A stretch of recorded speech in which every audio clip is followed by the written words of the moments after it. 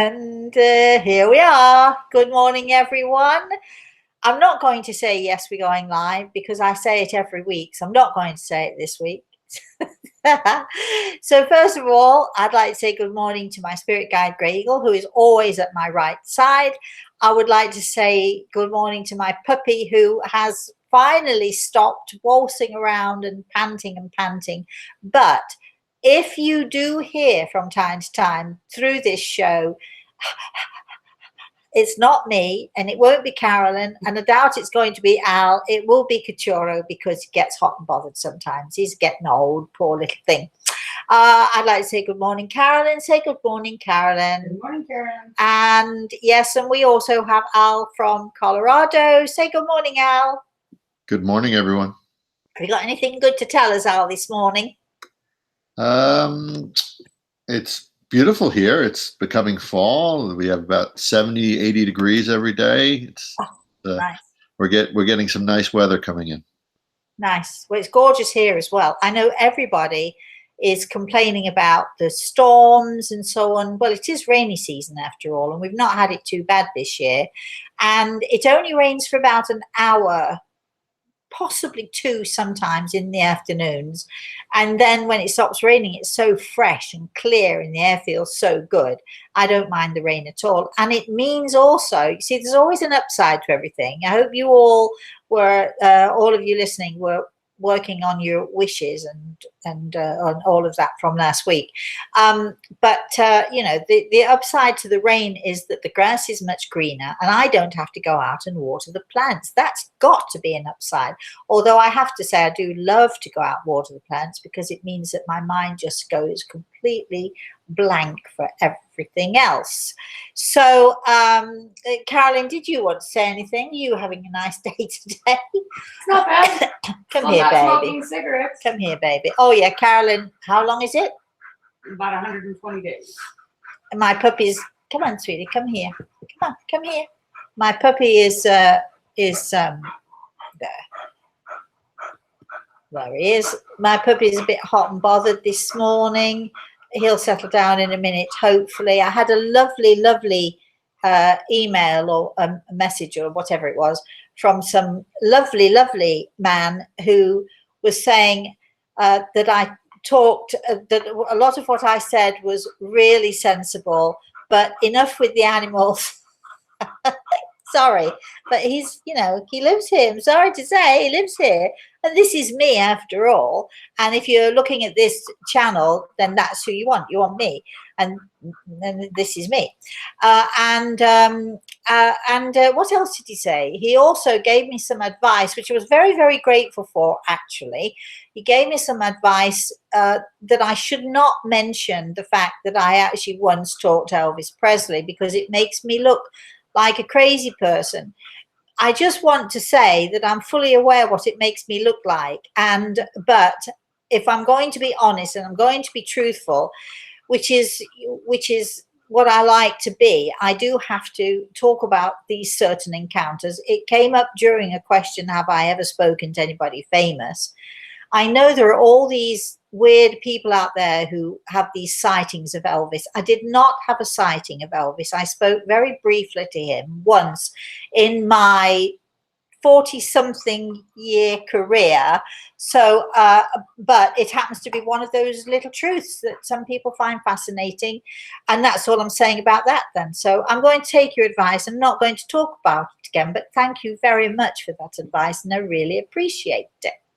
What do you think to that, Al? No animals.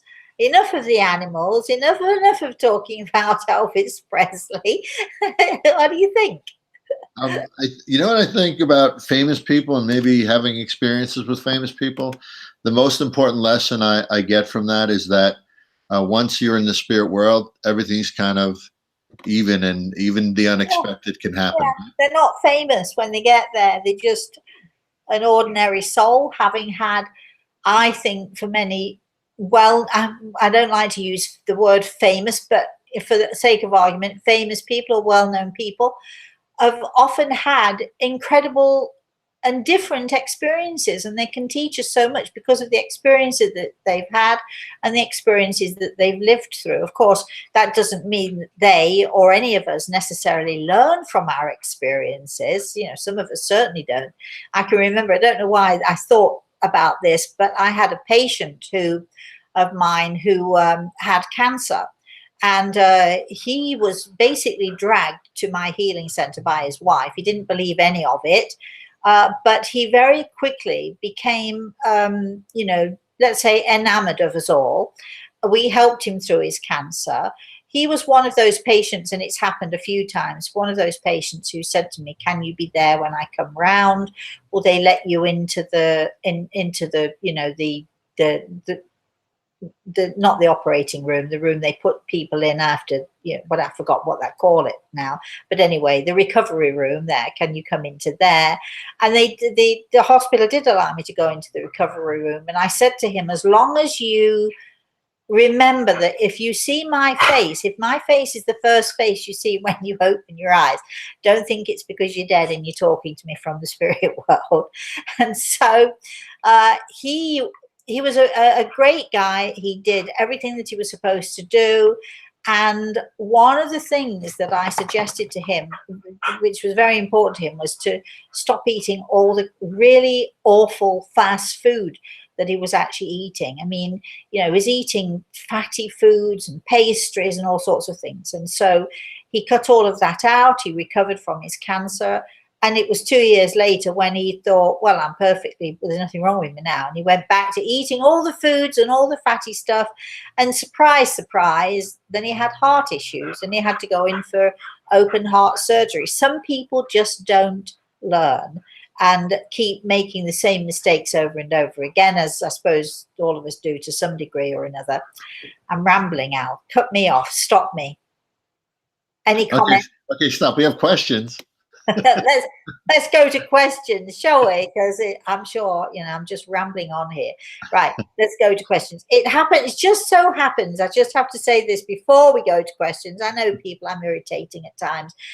For all of you kids who went back to school this week, I know some of you in Florida, certainly, they've been back to school for a couple of weeks at least. But in New York State, I think in Colorado, right, Al, they've just gone back after Labor Day. And my 5-year-old son, grandson, had his first day of kindergarten yesterday. So for all of you out there who had to go back to school, who are either excited about it or upset about it, we're thinking of you all. And I can only say that because normally I wouldn't worry about it at all. But when it happens, something's happening to your family, I suppose it makes you think of everyone. So, all right, Al, a question. And that's not an easy thing for moms to send their child off to kindergarten either. I know. I wish I could have been there, but I wasn't. So there we are. Anyway, let's have our first question. Okay, so first question, you want me to ask or Carolyn? No, you go ahead.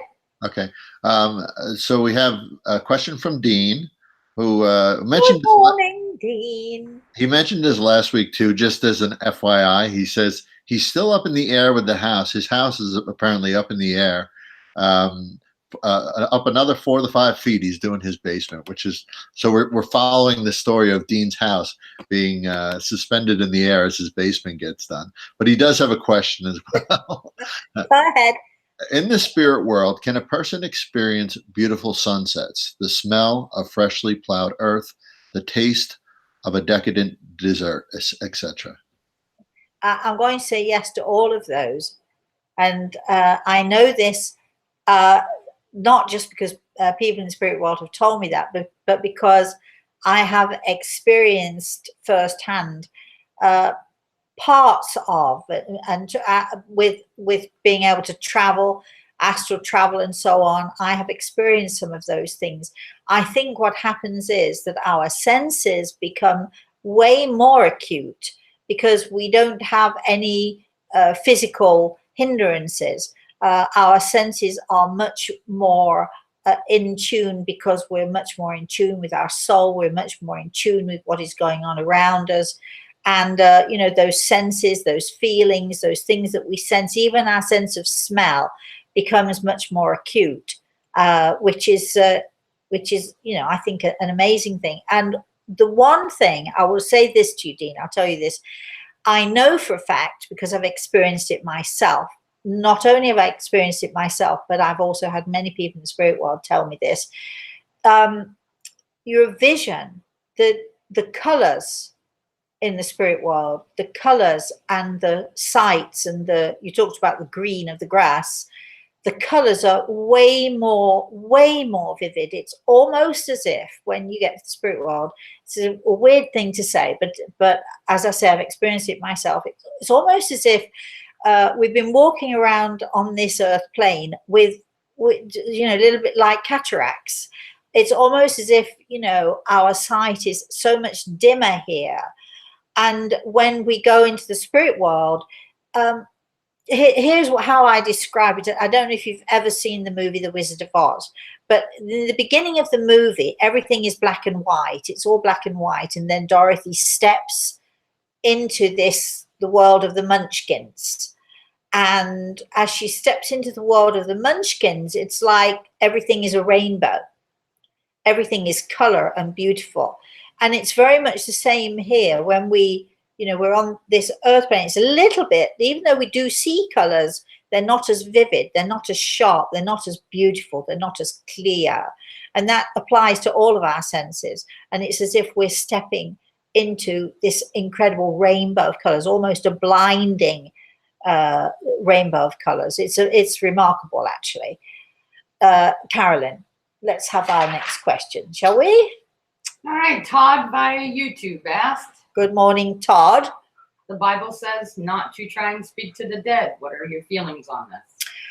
Well, I was having this conversation. Funnily enough, this question did come through on YouTube, but I was having this conversation this morning with a friend of mine in England. I don't know if Kay's watching this morning or she's managed to, you know, I know she's taking care of her mother this morning. But we were talking about how, you know, especially in days gone by, that you know, men were very much the rule makers, and women were very much you have to stay at home and this is your role in life. Well, we're going back a few centuries here to the men who ruled the churches and ran the churches, and most of those men were old men also, as we all know, and they were the men. So if you can imagine that there's, I don't know how many, say 12, 15, maybe even 20 old men, maybe less, maybe more, older men, and they're all sitting around, but they're all in control of and want to control the world. It's a bit like politicians today. But they were the ones who the church ruled in those days. And so all the decisions that they made and all of the things that were in the Bible that, you know, the Bible said you shouldn't do this, that, or the other. And by the way, talking about the Bible, it's extremely contradictory, because you can go into the Old Testament where it tells you shouldn't do something like talk to the dead. And you go to the New Testament, and I can't remember now which passage it is, but there's a clear passage in the New Testament which tells you that you should. The Bible is a contradictory book. That is just, it's a fact. That's a fact. That's not my feelings. It happens to be a fact. But here were these sort of men, and they were all sitting around, and they were deciding what should go in and what should not go in to the Bible. Also, remember when the Bible was written, the Bible initially was written, there were no vowels. There were no A, E, I, or U's in that language. So when the Bible was translated, also again by men, I've not got anything against men, you understand, but by men of the church, by men who were concerned that they wouldn't lose their flock, by men who were concerned that they should have control over their flock, because the church was a lot about control in those days and about educating. And remember also that the majority of people were uneducated. So when the Bible was translated, getting all this incredible information now, aren't you? Amazed at my wealth of knowledge here. But when the Bible was translated, again by men, men had to they had to decide which vowels were going into which words. So so a lot of the Bible is not to be trusted because it was translated and vowels were inserted, so that those of us in the Western world with our Western language and with the use of our A, E, I, O's and U's could understand what was written. So the vowels, if you look at the Bible, if you look at any word, I'm trying to think, can anyone think of a word that has vowels in it that could be changed if you put an I in there instead of an A in there, instead of a you know, Live or love. Live or love, exactly. So, you know, so you put, you know, the word, you've got LV, that's all you've got. Because again, no vowels. And so someone had to then translate, but not only translate, but to also interpret what was meant. They had to guess what was meant by these words by men who were now long since dead. So, I did think, you know, when somebody in the Bible says you shouldn't do this, that, or the other, it's much more about what the church is saying you shouldn't do rather than, you know, the word of God, because God did not write the Bible. God might have inspired men to write the Bible, but God himself did not come down to earth and scribble out the Bible.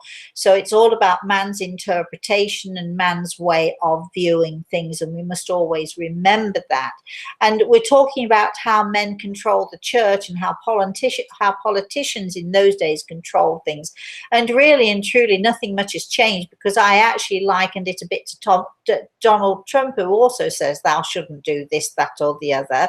And you know, it seems that some things never change. What do you think to all of that, Al? I think it's a great history lesson. I will also tell you something else, because I always find this story really funny, and apparently it's a true story. There was a lady who walked in, there was an older lady who walked into a bookshop. And she went into the bookshop. It was a large bookshop, and she went in. The guy behind the counter said, "Can I help you?" She said, "Yes, I'd like the Bible, please." And you know, being the sales guy there, he said, "Yes, you know, certainly, madam. Which version would you like? We have this version and this version. I don't know how many versions, but there are at least 30 versions of the Bible, all written in English, and I'm sure there are many more written in other languages." So he said to her, "Which version would you like? Would you like the King James? Would you like this, or whichever version would you like?"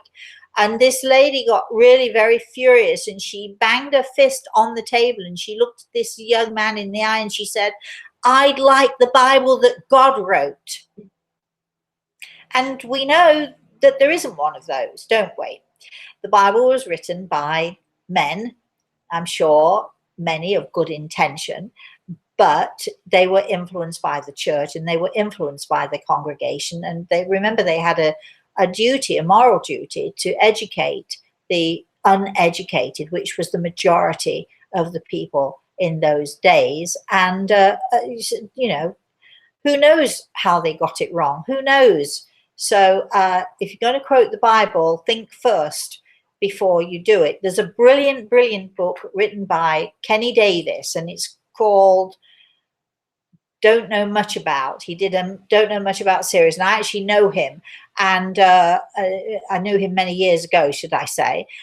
He wrote a book, Don't Know Much About the Bible. And for those of you who are interested, it's fantastic. It tells you all sorts of things about, you know, how the Red Sea, for instance, they're talking about the Red Sea, but actually it was not the Red Sea, it was the Sea of Reeds. It was the Reed Sea, the Sea of Reeds, and it wasn't a sea at all, it was a river. It was the, you know, big wide river. But he tells stories of how, you know, when Moses parted the wave, you know, parted the sea, and all the, you know, the people escaped from whoever it was they were escaping from, and people thought that that was a miracle, but actually Ken Davis describes in his book how actually no, that was the tide going out. And when the tide went out, the reeds were so heavy in the sea, we call it the sea, the reeds were so thick and heavy that when the tide went out, it actually flattened the reeds onto the bed of the river so that you could cross it. Even horses could cross it. You could cross it because the tide went out. Now, I know all of you, I like the story of the miracle. I love the idea of Moses putting his thing up and parting the Red Sea.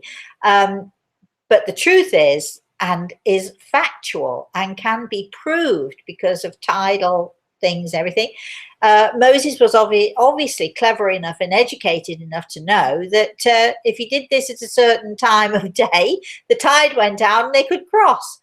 But the people who, again, you must understand, they were ignorant and uneducated. They did not have, and there was no TV, nothing to tell them any differently. They saw this as a miracle, which, of course, I think, the world is a miracle. But anyway, and that I'm done now. Al, do you want to ask another question? I can't believe we're having this conversation. All right.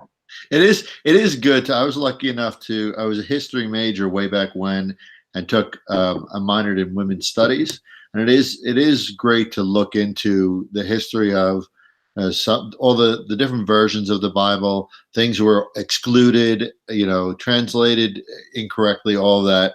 Just from an education perspective, it's an interesting topic. And I'm glad you talked about it. There is a series of books also called The Lost Books of the Bible, which have in fact been found. And in the Lost Books of the Bible, all the things that these men who sat around and debated and decided and made decisions about what the Bible was going to be, because surely somebody had to do that, I mean, to be fair. But the lost books were those writings and those incredible incidents and happenings and events that went on that were decided by these men that they had no place there. Maybe there wasn't room there, who knows, but for whatever reason things were left out. And we know that unless you have a whole story, the entire story, misunderstandings occur. So let's have another question. Let's get down to this. Let's not have any more history lessons here. Let's get down to some questions, shall we? Do we have any comments from anybody listening to this? Is anybody saying to us, will you shut up and get on with the questions? Anybody saying that? No one's complaining about it. No. Well, good, I'm glad to hear it. All right. So we have a question from Fairy. From who? Fairy. From Fairy Princess. All right, then. Yes. Yes, Fairy Princess. Good morning. Is it possible that when someone does not accept and let go of a beloved one that passed away, that their spirit finds it difficult to pass through to the other dimension? Yes and no. When we don't let go of our loved ones here, and sometimes we just can't because it's just so hard, it doesn't hinder the person moving into the spirit world, but it can not always, but it can hinder their progress if they're so concerned and worrying about you because you're so distressed and you're so holding on to them. It can be difficult for them sometimes to move forward and to let go, and for them to not that they want to let go of us, but they want to let go enough so that they can focus on what they need to be doing.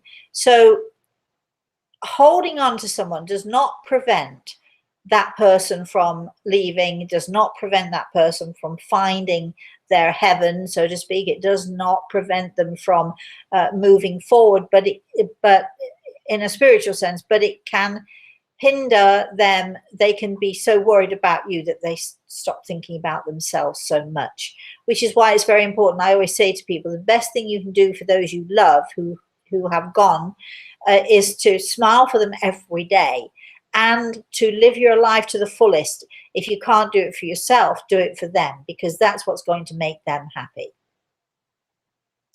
Carolyn. All right, Greg. Good morning, Greg. Hi, Rosemary. I have always been spiritual and felt God is pure love. I don't like to go by particular religions, but love how Sylvia Brown wrote and taught about God in her books. I picture him to be like that. Is there a right or a wrong way to picture God, and is he okay with that? No, I don't think there's a right or wrong way. I know that it's very helpful for some people to be able to visualize God, and some people visualize him as an old man with a long white beard and a robe and all of that, sitting on a throne. Other people visualize God as a benign force. I just feel God as an energy and a purity. I don't necessarily visualize him as a person in any way. I just think that God is beyond our humanness, but many of us do find it easier to relate to him if we can visualize him in some sort of human form. I just feel God as an energy and a power, of not just benign, but for good, for positive, for all things that are good. I feel that God force, it radiates light and radiates love, which I personally feel. But again, there is no right and no wrong way. And when we get there, you might look at me and say, well, I was right then. And I'll laugh at you and say, guess you were. Or I might look at you and say, I was right. What does it matter who's right or wrong? As long as we feel God, as long as we know of God's presence, as long as we take the example of light and love and goodness and bring it into our lives, that's what matters, I think. That's what I think. What do you think, Al? I agree. Most important thing is to just sorry, I'm playing with the thing for a minute. do the right thing because it's the right thing to do. Just yeah. Yes, it's not always easy. No. As I said last week, I think it's easy when it's easy to do the right thing. It's easy when it's easy, but it's really hard when it's not easy anymore. It's like, okay, Carolyn, let's have another question, shall we? Renee asks, good morning, Renee. I'm moving out of my childhood home. Are my parents and brother in heaven pleased with me? Oh gosh, well, I wouldn't normally answer a question like this because I don't know you, and it's like, I'm not into quick fixes or pretending to get something when I don't. However, I do have Greg on with his hand on my shoulder, so I'm paying attention. And apparently, as much as you've said this, and I'm moving out of my home and blah blah, and it sounds to me like you're okay with that. I'm told that it's been a very hard and a very long struggle for you to actually come to this particular moment in your life. I also think it's hard, and I also think that from what Gregor tells me, that you've in some way or another, the circumstances have, it's almost as if have forced you to make this decision, which I do feel, if you haven't embraced already, and I think you're ready to embrace it, actually, you might be starting to embrace it. I think it's brilliant. I think because it's a new start and a new beginning, but I do understand that these things can be very hard for us to let go of the past. And in fact, Al and I were talking just before we came on air this morning about Al was feeling a little bit melancholic. I know, Al, I'm not going to say why. Do you want to talk about it? It's up to you. But Al was feeling a little bit melancholic because it's, he's suddenly realized today that he's let go, or had to let go, or decided, for whatever reason, let go of something about the past, that he's in some way, there are still these threads where he's holding on to something because it was so good and so great. But I said to him, it's called progress. I'm going to say to you, it's called progress, and just embrace it and enjoy it. And I feel that your family are ecstatic that you're finally finding a life for yourself. That's what I think. It's what Gregor thinks. Who was next? Yeah, Al, I think it's you next. Go next. Yes. Why don't you? Yes. If I could reiterate what you said, it's easy when it's easy, and change is not always easy, right? Well, change, I think the word trauma simply means change. That's what it means. And so when we have these changes, it can feel like traumas are going on in our lives. And the word trauma is a much more dramatic word than the word change. when we're going through changes, it does feel sometimes as if we're, you know, we're being dragged through the mud, or we're letting go of something we really don't want to let go of. And trauma can cause us such heartache and heartbreak, but it simply means change. And the sooner we embrace that change, and especially those changes we can't do anything about, the sooner we embrace them, the happier we will be. For those of you who, and I know there are people, we talked about this last Friday in our show, Everything is Attitude. We talked about how people will hang on sometimes, hold on tightly to the dramas and to the upsets and to the negatives of a thing, as opposed to embracing and moving forward in a positive way. But I can assure you, if you do move forward in a positive way, even if it's hard, it's way better, and your life is going to take a turn for the better. Yeah, and you're almost pulled back to what's comfortable, and it takes discipline to kind of forge forward with the decision you made to change initially. Don't you hate that word, discipline?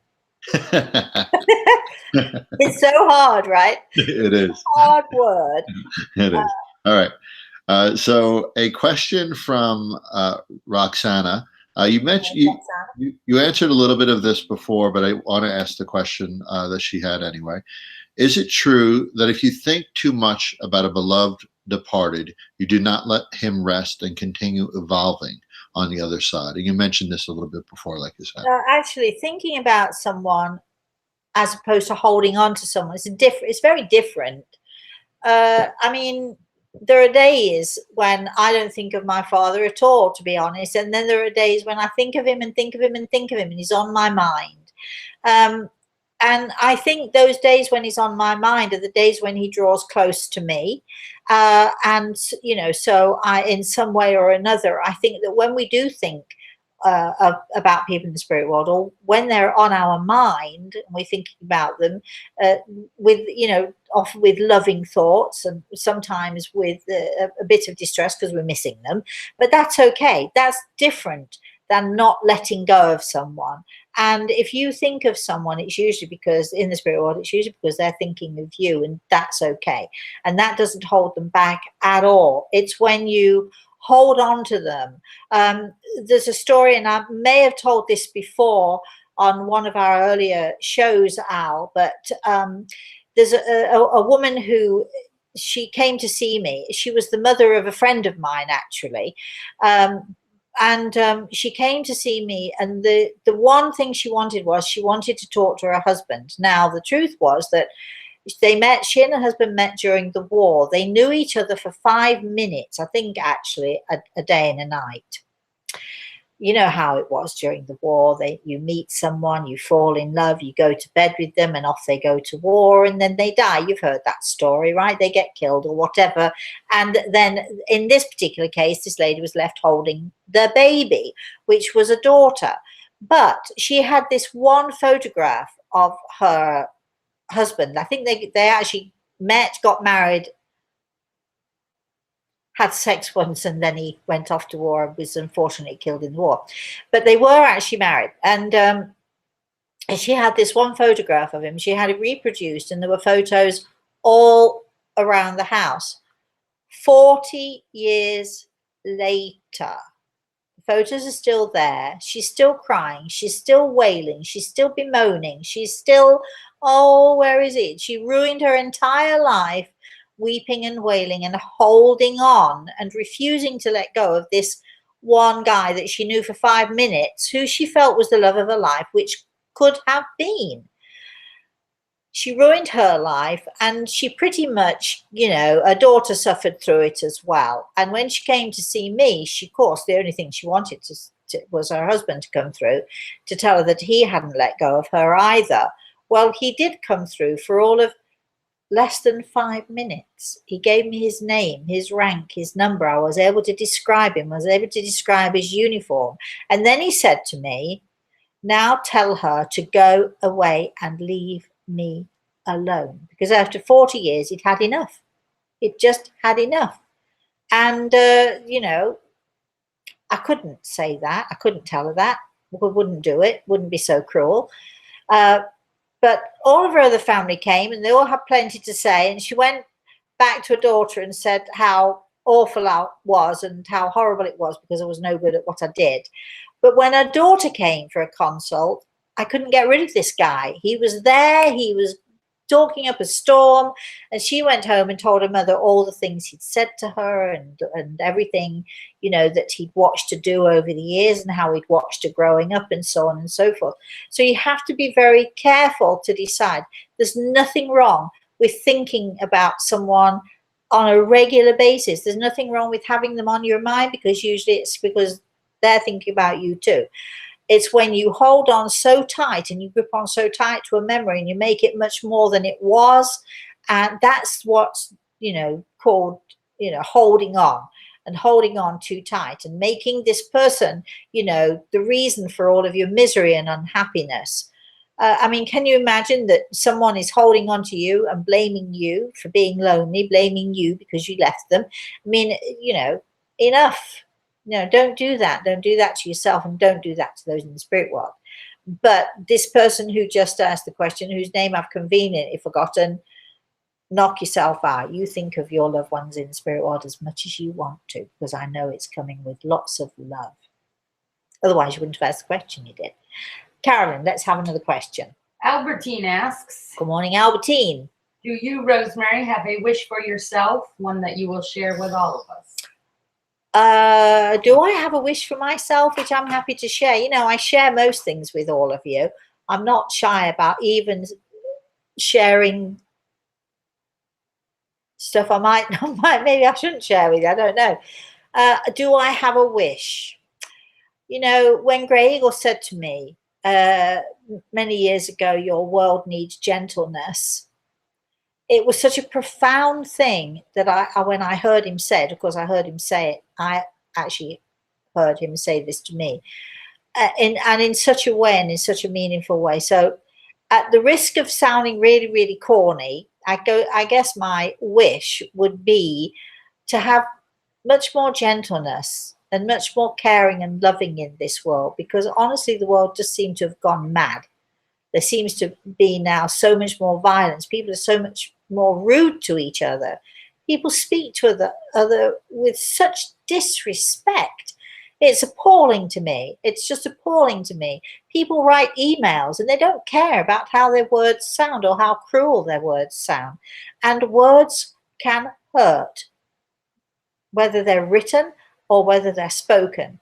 Words can hurt. But there seems to be, I don't know, people seem to have no thought for what it is they're saying, and they have no thought of responsibility for how much they may hurt someone.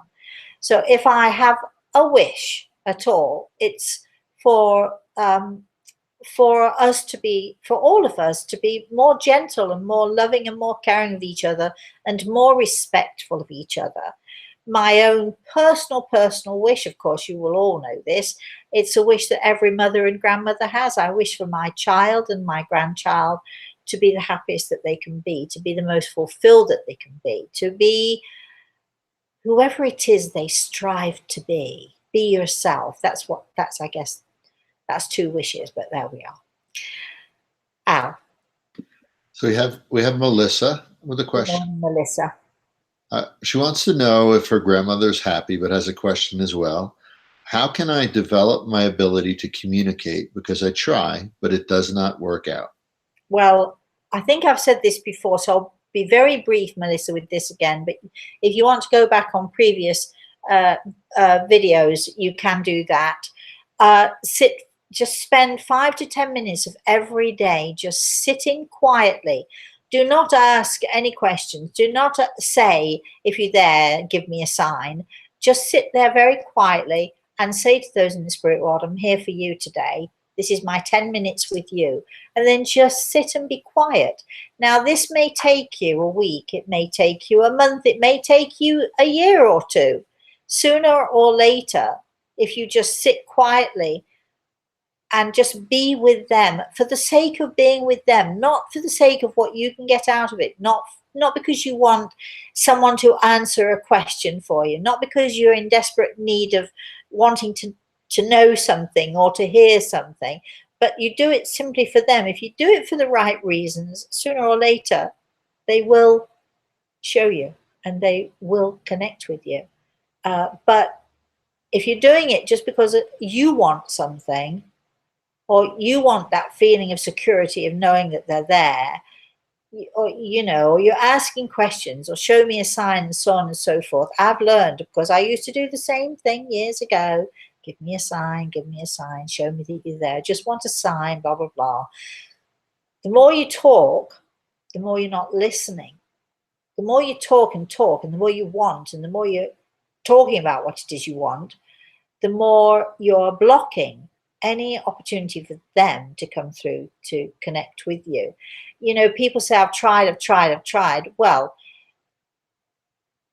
try patience then, because that's the only thing that's going to work for you. Sit every day 10 minutes and give up to them. I'm here for you. Don't want anything from you. Just want you to know I'm just here for you. I want to be with you. So I'm here for you. And then shut up. Shut up. Don't say another word. Pay attention. Listen. Watch. Look. Get all of those senses and just be there for them. Just be aware for them and aware of them, because sooner or later they will make themselves known to you. Give them that opportunity. Carolyn. Priscilla wrote in. Good morning, Priscilla. I am writing to seek protection. I am not sure, but there could be some unwanted entity upstairs in my house. 2 people have had the same eerie feeling, and one felt like somebody had sat on his chest, which woke him up. What can I do since I live in this house? Priscilla, the chances are that whoever it is in the house with you, if there is someone in the house with you, the chances are it will be someone who wants to make themselves known to you. That the person, for instance, who when I'm sort of thinking that there might be something, because when someone feels this heaviness on the chest, that is one of those normal phenomena. And it is an indication that maybe something is going on. But I will tell you this, and it will sound probably strange. When you leave your body, which we all do at night time, we travel out of our body. We're mostly not aware of it. Most of us are not aware or conscious of it. When we come back into our body, there is a feeling of pressure. There is a feeling of something pressing on you. So as you're leaving, as your spirit is leaving your body or coming back into your body, you can have that same feeling of pressure. But if there is someone in there, and if it does make you nervous, you need to say your prayer of protection, which is, dear God, I'm scared, and please keep me safe and keep all of those negative energies away from me. And it's as simple as that. So what I say to people is, put your right hand over your heart, put your left hand over your right hand, and say that prayer of protection. Dear God, please protect me from all negative forces and all negative energies that might be around. And it's that simple.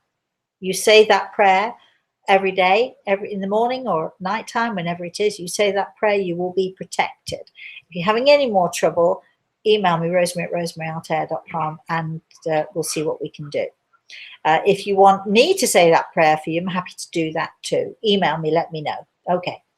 Al, let's have another question. Jeanette asks. Good morning, Jeanette. You spoke about the vibrant colors of the spirit world before. She asks, what does the spirit world look like? Does it have homes, buildings, etc.? Depends which part you go to. I mean, I've been fortunate. I've been to a few different parts. I've never actually... This doesn't mean that there aren't any, because I'm, as much as some people might think I'm all knowing and seeing, I'm not. I've never actually seen a building. I've actually walked into buildings, but I've not actually seen them from the outside. So whether it's just my impression of a building, but it's not a building at all, I'm not sure. I know that sounds so weird, but that's the way it is. But I've never actually seen buildings or towns or villages or anything like that. I've seen green fields. I've been by rivers. I've seen incredible gardens. I've seen beautiful flowers. I've seen lots of things like that. I've seen mountains. I've seen mountains that are so covered with snow. It's startling. It's absolutely startling. And I've seen all sorts of weird and wonderful things, but So I'm going to say to you, I don't actually know if there are buildings. I can tell you, I've never seen them. That doesn't mean a thing. Carolyn. Mary wrote, Good morning, Mary. I'm so excited. Love you guys. Rosemary, you are so beautiful. Oh, thank Love you. the Bible history. Thank you. Any advice about me as a mother? I feel guilty. She commented right after you and Al were talking about kids going off to school. That's when she commented, so I'm assuming. Well, I'm assuming you must be a great mother because you've got a conscience. And if you weren't a great mother, you wouldn't have a conscience, you know. So would you like to write to us and tell us why you feel guilty? You know, I think, and Al, you can speak to this, and I know that Carolyn can speak to this. As parents, there are times when we feel guilty because either we're having to work very hard because somebody's got to put food on the table and we're not there for our children as much as we would like to be. We can't perhaps afford to give them the things that we see other kids are getting from their parents. You know, there are lots of reasons. Where sometimes it can be just that we don't give them time. Sometimes it can be that we can't afford to give them the you know, the wonderful toys and things that other people give them. I think the only thing you need to give your children that's going to be of any value whatsoever in their future is you give them as much time as you can. And that, you know, even if you're working and you've only got half an hour or an hour, make that half hour or hour count. It is not the quantity of the time that you can give your children that is important. It's the quality of the time that you give them that's important. And, you know, I know there are lots of stay-at-home mothers who watch TV. They're on their phones, they're on the computer, they're doing all sorts of other things. They're not giving their children quality time. Sometimes it's easier when you stay at home to just sit and veg out and watch TV and just let the kids run around. I mean, so it's not about how much time you spend with them. It's about the quality of the time that you spend with them. And I always say, which I always do, both to my daughter and my grandson. I've done it since my daughter was born, and we have a wonderful relationship. And I've done it since my grandson was born. It's not enough to love them. You have to tell them. They have to hear it from you. It's not enough to show them. It's not enough to you know, to just love them and expect them to know it. If you don't show it, they don't know it. So show it, but tell them. You've got to tell them that you love them on a daily basis. Many years ago, I was at a wedding and with my daughter, and she was, you know, in her 20s or something at the time. And a couple came up to us and they just got married, and they said, you know, they're very shy, and they came up to me and they said, do you mind? We've been looking at you all evening. We've been observing the two of you all evening. We just got married and we want children, but we want to have a relationship with our children that you have obviously got with your daughter. That was the biggest compliment to me. I didn't know this couple at all. They just came out of the blue and asked me. And what I said to them, I will say to you. Just remember, tell them you love them. Tell them, speak it out. Use the words. Tell them you love them every single day and mean it, and let them know, and give them not oodles and oodles of time is not necessary. It is the quality of the time that you share with them that is the most important. Don't feel guilty. Well, we all feel guilty.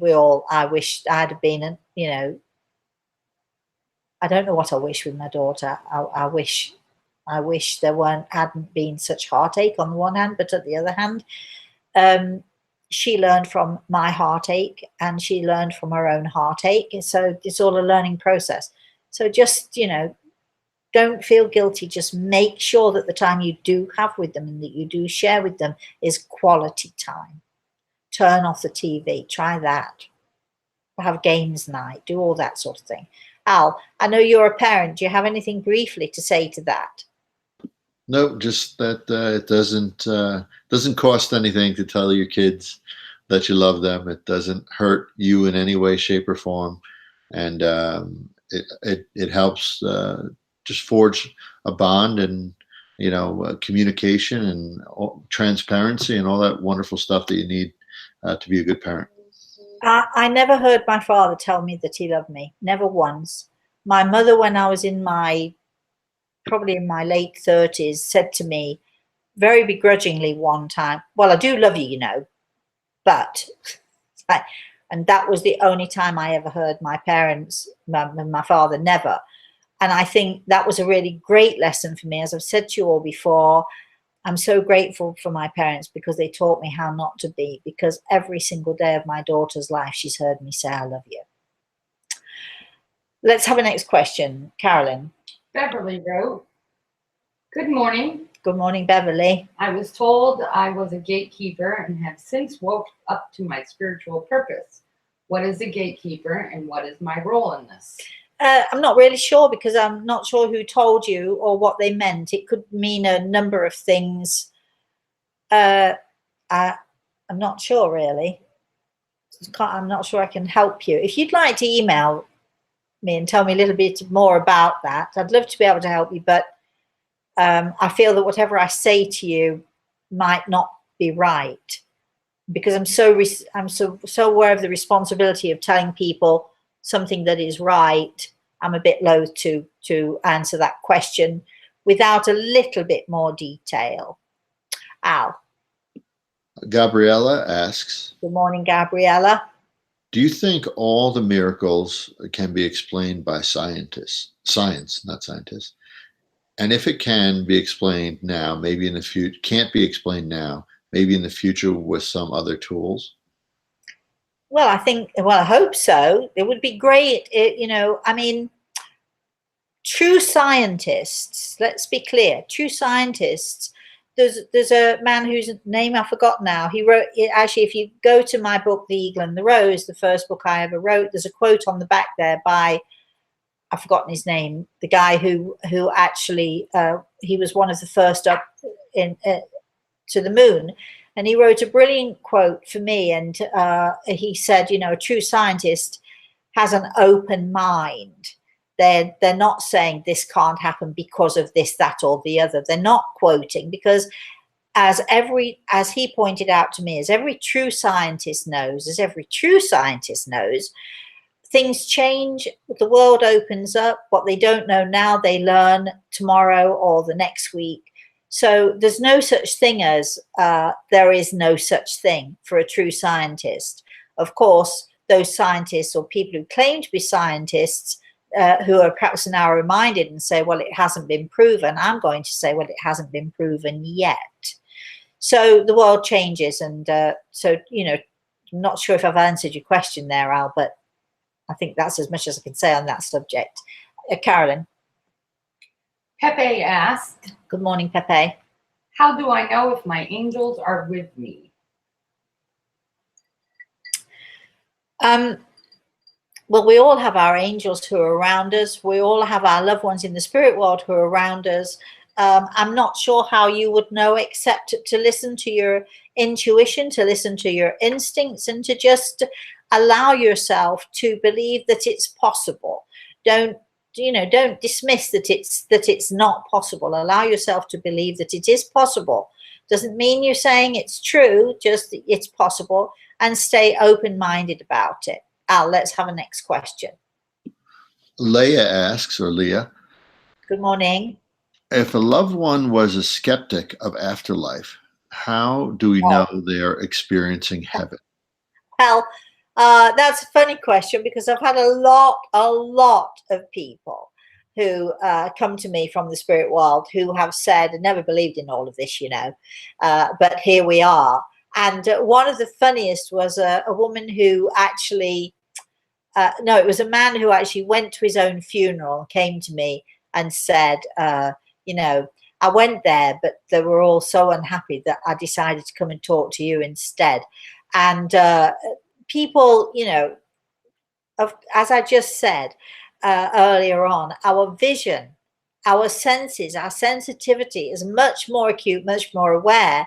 So when we go to the spirit world, as much as we might have thoughts of what it looks like or how it's going to be, we're going to be amazed and overjoyed when we realize it's so much more than we ever could have guessed. And for those who didn't believe, well, you know, too bad, because now you're in it, now you know. So, Carolyn, let's have another question. Christian, Excuse me. Christian asks, Good morning, Christian. can I communicate with spirits, dear ones, angels, using inspired writing and voice channeling? These are my best tools I have so far. Thank you. Regards from Argentina. Yes, good. Well, thank you too. I hope you're enjoying the show. And yes, actually, a lot of people do that. Automatic writing is one way that people do connect. Using your intuition, you know, I said earlier on about sitting quietly and allowing things to come through, allowing yourself to be influenced by those in the spirit world. That is a form of communication. So keep it up, Christian, and email us and let us know how you're doing. Because it is certainly one very, very good way of being able to communicate. Yes. Al.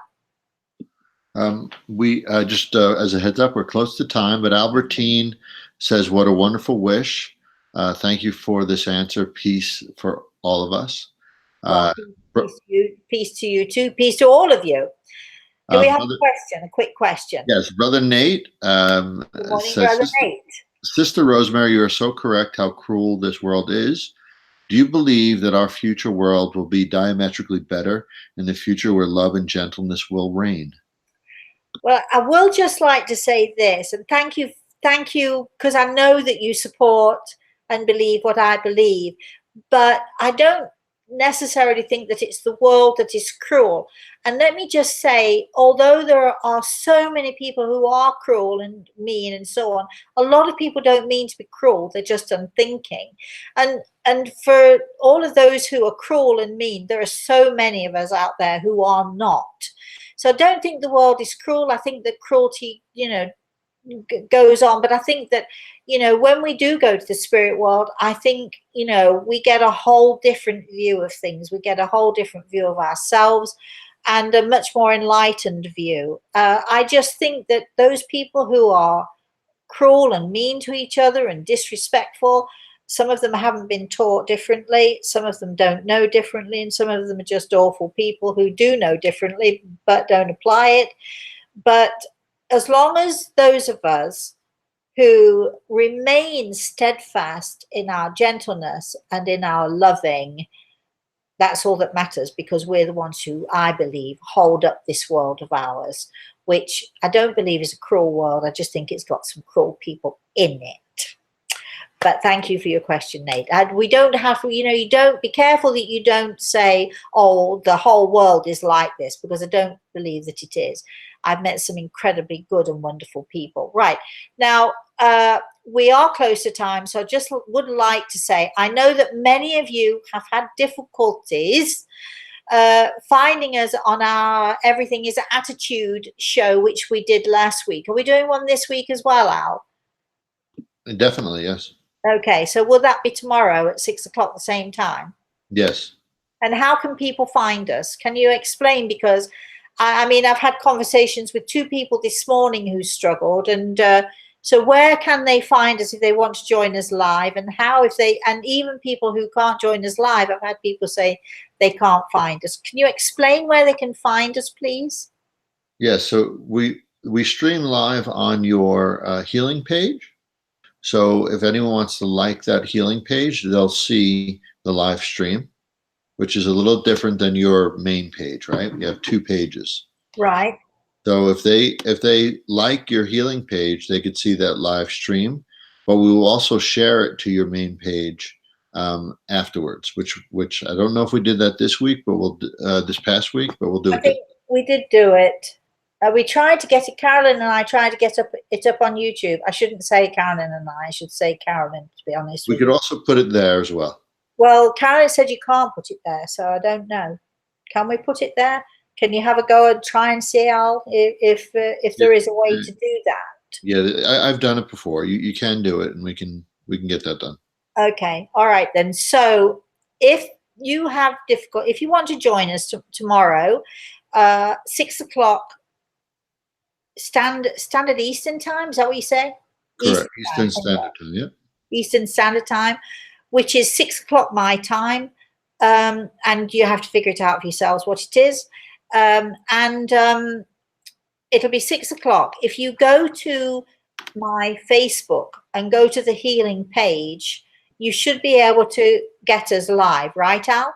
Yeah, And, the page is called Rosemary Altea's Healing Book. Rosemary Altea's Healing Book. There, go there and click on that.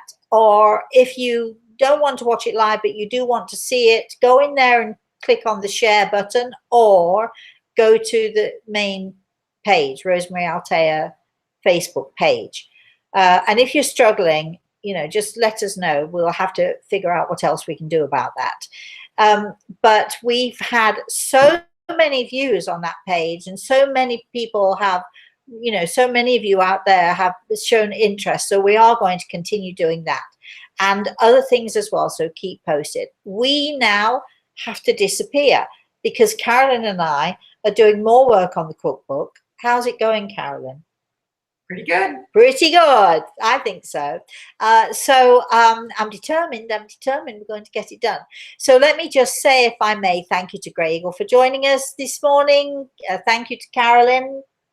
And thank you to you, Al. And of course, Kachuro has disappeared off somewhere, but I'm thanking him as well because he's always around.